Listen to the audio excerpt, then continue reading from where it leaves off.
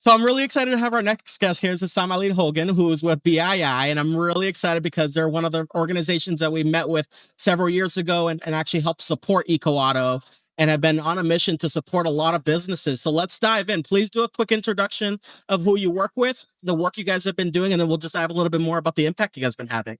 Sounds good. Thank you, Irving. Thank you for having me. Absolutely. So Boston Impact Initiative is a nonprofit impact investor. We're also a community development financing institution, and we invest in mission-driven businesses that want to have positive impact into our communities and people of color. I love that. That's the spiel.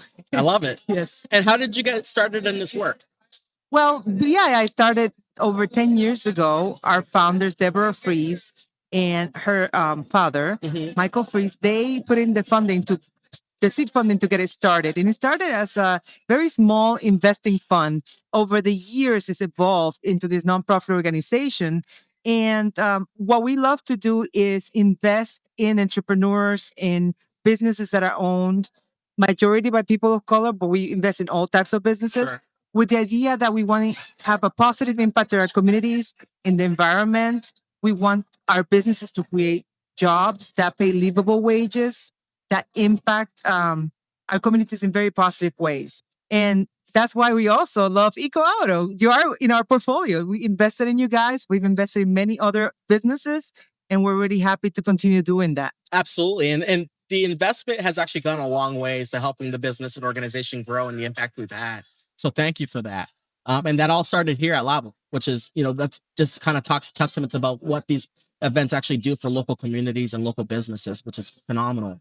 Let's dive in a little bit deeper on like sort of the impact that you've been having some of the businesses. Any stories that you could kind of relate to that you've kind of had a local business kind of go through a current investment and you've seen a significant improvement in their business, and sort of share with me sort of like that journey with them, if you don't mind. Absolutely. So there's a couple of businesses that immediately come to mind. Valley Home Improvement is out of Lawrence, Massachusetts. They are an insulation company. Yes, They I've heard of them. Yeah. Yes, Abel Vargas, a wonderful individual. He was a nonprofit professional that turned entrepreneur, business owner, almost seemingly overnight, but it's always within us, right? To own our own business, we just have to reach for it, get the resources, and we'll move forward. And so we invested in his business early on to get the equipment, the vans that he needed, the vehicles to grow.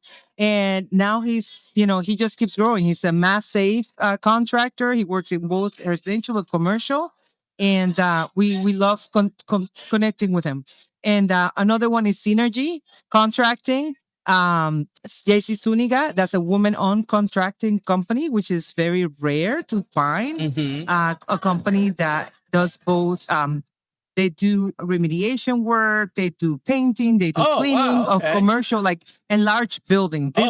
They go into very, very big buildings, and she's grown tremendously over the last 6 years that we've known her, and we invested with her as well to help her again get the equipment, get the working capital that she needed to grow, and she's paying really great wages to her crew. And it's just a very, very good positive story. There's many others as well, and we have all of them listed in our website as well. Yes, that's amazing. And what's the website? Where can people go to learn more? Yes, it's bostonimpact.org. .org. Perfect. Yes. Now, is there a way that we can set up a meeting with them and hear their journey and their story? I'd love to connect with them and talk a little bit more about what their journey and their path has been like. Oh, absolutely. We can definitely connect you with them. Now, let's dive a little bit deeper on like the specifics of what BII is looking for. So what does a local business and a local Latino business specifically, since it's a Latino event, have to kind of do to prepare to receive investments and sort of like have the mindset of like, okay, I'm ready to take the next step of my business? What's sort of the mindset and steps that they should take? That's a great question, and I'm glad you asked it because I get that question a lot. So the first thing, for BII, not all businesses are a great fit for BII. When I speak to an entrepreneur or business owner, I ask a lot of questions about where they're at in their business, what stage of their business they're at. If you're just starting your business, right? Like you just went from an idea to like you're just launching, you're really looking for free capital, like either grants or maybe you're going to a pitch competition or so on, right? Money that you don't need to pay back, right? Sure. So that's the ideal.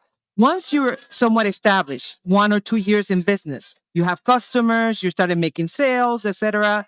You know, I should step back a little Sure, bit. yeah. From the beginning, as soon as you start a business, you should start establishing a banking relationship. Okay. You should start setting up your bank accounts, business bank accounts and all that. So you build that relationship with a local bank. And that's gonna go a long way in the future once you're ready to borrow funding and to be able to have a bank that you can trust because you've already, you've been with them for years, so they Yes. know what money, how much money you're bringing in, and all of that, and then you could present to them your business plan. So before you come to BII, that's what you do, right? You get educated. Maybe you attend some of the entrepreneurship programs that LABO offers, Yep. or maybe the Small Business Development Center in Worcester at Clark University. Maybe they have some really great programs that you can attend to, seminars and webinars. The Center for Women Enterprise also offers some very great free resources. Absolutely. I even know about Verizon Digital, for example. Verizon Digital has some great content on there. I mean, 10, 15 minutes of like short videos that you can learn how to do your social media. You can learn how to, put together a great sales pitch. Yep. Little things like that. Anywhere you can grab information that can help you grow that business, that's what you want to do.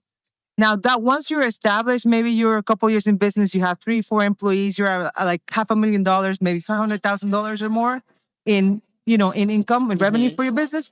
That's when you might be ready for an investor, Right. For like a BII or another impact investor.